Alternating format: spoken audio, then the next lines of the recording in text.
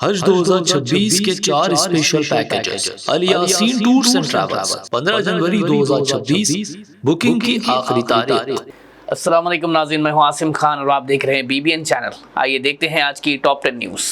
امریکی صدر Donald Trump نے وائٹ ہاؤس میں اسرائیل کے وزیر اعظم بنجامن نیتنیاہو سے 3 گھنٹے لمبی ملاقات کے بعد ایران کو سخت لہجے میں مڈ نائٹ ہیمر کی وارننگ دی، لیکن ساتھ ہی کہا کہ امریکہ پہلے ڈپلومیسی اور مذاکرات کے ذریعے مسئلہ حل کرنا چاہتا ہے۔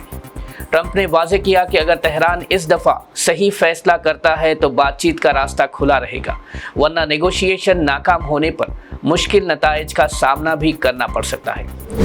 ایران کے صدر مسعود پزشکیان نے اسلامک ریولیوشن کے 47 سالگرہ کے موقع پر تہران میں واضح کیا کہ ایران اپنے نیوکلیئر پروگرام پر کسی بھی حد سے زیادہ شرطوں کے آگے جھکے گا نہیں، چاہے امریکہ کتنا ہی دباؤ کیوں نہ بنائے۔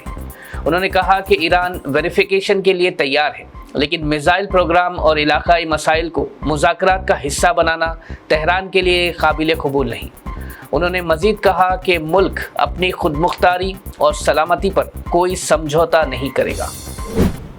ایران میں سیکیورٹی فورسز کی سخت کارروائی کے بعد پروٹیسٹ کے دوران مرنے والوں کی تعداد ایکٹیوسٹ کے مطابق 7,000 سے زیادہ ہو چکی ہے، جبکہ حکومت نے پہلے اس سے کافی کم تعداد بتائی تھی۔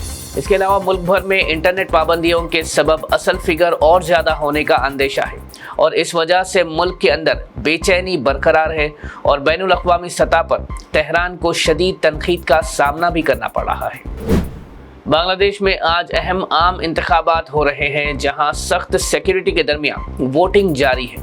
یہ پہلا الیکشن ہے جو اسٹوڈنٹ موومنٹ کے بعد شیخ حسینہ کی حکومت گرنے اور عوامی لیگ پر پابندی لگنے کے بعد ہو رہا ہے، اس لیے سیاسی ماحول کافی تناؤ بھرا ہے۔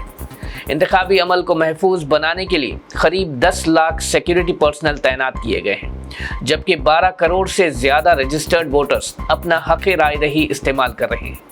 اس انتخابات میں BNP، جماعت اسلامی اور دوسری پارٹیز کے درمیان سخت مقابلہ دیکھا جا رہا ہے۔ کانگریس لیڈر راہل گاندھی نے بھارت بند کی حمایت کا اعلان کرتے ہوئے کہا کہ وہ مزدوروں اور کسانوں کے ساتھ مضبوطی سے کھڑے ہیں، کیونکہ نئے لیبر کوڈ سے ورکرز کے حقوق کمزور ہو رہے ہیں، جبکہ کسانوں کو امریکہ کے ساتھ تجارتی معاہدے سے اپنی آمدنی پر برا اثر پڑنے کا خوف ہے۔ راہل گاندھی نے یہ بھی کہا کہ MGNریگا جیسے پروگرامز کو کمزور کرنا دیہاتی عوام کے لیے شدید مشکلات پیدا کرے گا، اور سوال اٹھایا کہ کیا حکومت ان آوازوں کو سنے گی یا پھر ان مسائل کو نظر انداز کیا جاتا رہے گا۔ BJP کے نشیکانت دوبے نے پارلیمنٹ میں راہل گاندھی کی ممبرشپ ختم کرنے کے لیے سبسٹینٹیو موشن پیش کی ہے، جس میں انہوں نے کہا ہے کہ راہل گاندھی نے ISI اور پاکستان کے فیور میں بیان دیا تھا، جو ان کے پارلیمنٹری کنڈکٹ کے خلاف ہے، اور اس وجہ سے وہ MP نہیں رہ سکتے۔ دوبے نے موشن میں ڈیمانڈ کی ہے کہ پارلیمنٹری پریویلیجز اور رولز کے مطابق سخت تحقیق ہو، اور جو بھی قانونی یا ڈسپلنری ایکشن ہو وہ انجام دیا جائے۔ اپوزیشن نے اس موشن کو پولیٹیکلی موٹیویٹڈ قرار دیا ہے اور کہا کہ BJP اس سے صرف پولیٹیکل ڈسٹریکشن کریٹ کر رہا ہے۔ ویسٹ بنگال کے سسپینڈڈ TMC MLA ہمایوں کبیر نے مرشد آباد میں بابری مسجد ماڈل کے نقش پر مسجد کی تعمیر شروع کی ہے، جس کا خرچہ قریب 50 سے 55 کروڑ ہے، اور اسے 2 سال میں مکمل کیا جائے گا۔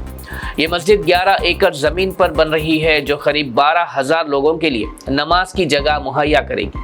ہمایوں کبیر نے کہا کہ لوگ اپنے مذہب کے مطابق مندر، چرچ یا مسجد بنا سکتے ہیں، اور ان کا یہ مقصد صرف اللہ کی خوشی اور عبادت ہے۔ انہوں نے مزید کہا کہ اس میں انہیں نان مسلمز بھی سپورٹ کر رہے ہیں، اور اب اس تعمیر کو کوئی بھی طاقت نہیں روک سکتی۔ لوک سبھا میں AIMIM چیف اور MP اسد الدین اویسی نے سرکار پر سخت تنقید کی اور کہا کہ ڈیفرنٹلی ایبلڈ فوجیوں کو ملنے والے انکم ٹیکس بینیفٹس واپس لے لیے گئے، جو انصاف کے بالکل خلاف ہے۔ انہوں نے PM مودی کی 12 سال کی حکومت کے دوران فوج کے معاملات پر بھی سوال اٹھائے۔ اسد اویسی نے کہا کہ پاکستان کے پاس بھارت سے زیادہ ایویکس ہے، جس سے آپریشن سندور کے دوران فوج کو مشکلات کا سامنا کرنا پڑا۔ انہوں نے کہا کہ ہمارے پاس سب مرین کی بھی کمی ہے۔ ان کا کہنا تھا کہ اگنی پتھ اسکیم کا بھی دوبارہ جائزہ لینا چاہیے۔ چائنا بارڈر پر پارلیمنٹ میں ڈیبیٹ ہونی چاہیے، اور اگر ہم اپنی فوج کو ینگ ریکروٹ سے بڑھا نہیں سکتے तो देश की सुरक्षा और पैट्रियटिज्म पर सवाल उठता है। आज हैदराबाद में ऑटो रिक्शा ड्राइवर्स की एक दिन की स्ट्राइक के सबब शहर भर में ऑटोज सड़कों से गायब दिखे, जिससे आम लोगों का सफ़र काफ़ी मुश्किल हो गया और ख़ास करके स्कूल के बच्चे सबसे ज़्यादा मुतासिर हुए। इस स्ट्राइक के चलते कई वालिदैन को खुद बच्चों को स्कूल छोड़ना पड़ा। ऑटो यूनियंस ने मुतालबा किया है कि शहर के बाहर के इलाकों के ऑटोज़ पर पाबंदी लगाई जाए और ओला, उबर, रैपिडो जैसे बाइक टैक्सीज को भी कंट्रोल किया जाए, क्योंकि सख्त मुकाबले ने उनकी आमदनी बुरी तरह कम कर दी है। हैदराबाद के काला पत्थर इलाके में कल रात टेंशन पैदा हो गई जब एक रॉडी शीटर मोहम्मद असद ने अपने साथियों के साथ मिलकर सिद्दीक किराना स्टोर पर हमला कर दिया और दुकान के सामान के साथ गाड़ियों को भी नुकसान पहुंचाया, जबकि एक शख्स खुर्रम पर हमला करके उसे जख्मी भी कर दिया गया, जिसे बाद में हॉस्पिटल मुंतकिल किया गया जहां उसकी तबीयत स्टेबल बताई जा रही है। ये सारा मंजर सीसीटीवी कैमरा फुटेज में देखा जा सकता है। इस मामले की इत्तला मिलते ही पुलिस मौके पर पहुंच गई और एफआईआर भी दर्ज कर ली गई है ताकि इलाके में अमन व अमान बरकरार रखा जा सके और इस मामले में फिलहाल मुल्जिमान की तलाश जारी है। नाज़रीन, ये थी आज की टॉप 10 न्यूज़। देखते रहिए BBN चैनल। मुझे दीजिए इजाज़त। अल्लाह हाफिज़। आपके ख्वाबों का सफर मुक़द्दस अब पहले से ज्यादा आरामदेह, मुनज़्ज़म व पुरसुकून अल यासीन टूर्स एंड ट्रैवल्स हज 2026 के लिए लाए है 15 दिन और 35 दिन के खुसूसी 4 शानदार 5 star super deluxe, 4 star super deluxe और 3 स्टार डिलक्स नॉन शिफ्टिंग और शिफ्टिंग पैकेजेस।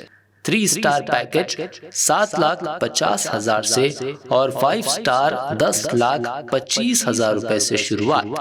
21 मई 2026 को हैदराबाद से जिद्दा रवानगी। हरम शरीफ व हरम नबवी के बहुत करीब पुरसुकून बेहतरीन रिहाइश, कुशादा कमरे और मोहब्बत भरी रहनुमाई।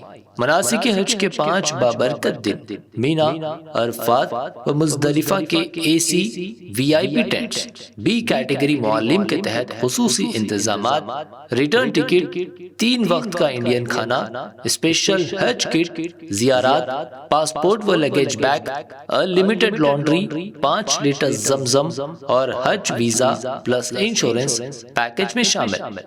आज ही अपनी सीट बुक करें। महदूद निश्ते।